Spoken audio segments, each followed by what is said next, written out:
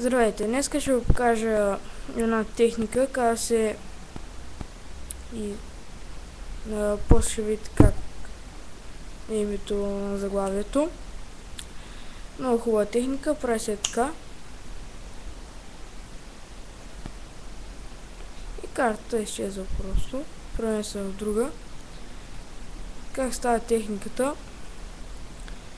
Взимате две карти, няма значение какви.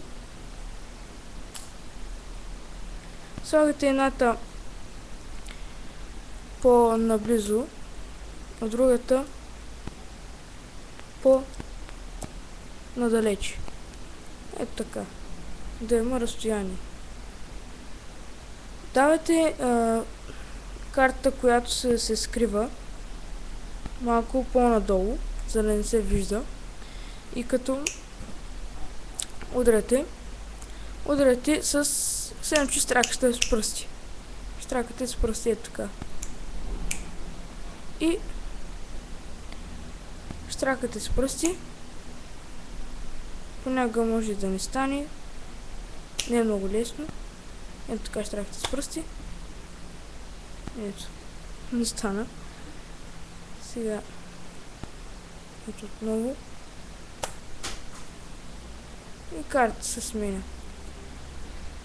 Но картата понякога отива. Сега да изкарам нова карта. Понякога отива зад, не зад, ами ето тук, някъде.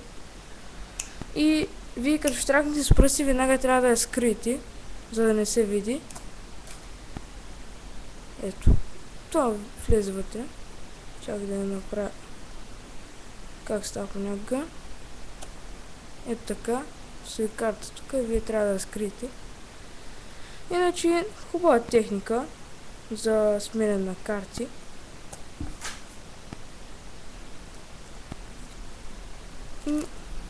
Надявам се да ви е харесала техниката.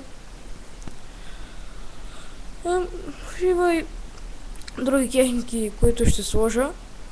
Разбира се. Сега за сменяне по-точно. За сега е само тази. Ще сложа други техники. Абонирайте се за канала ми. Благодаря ви.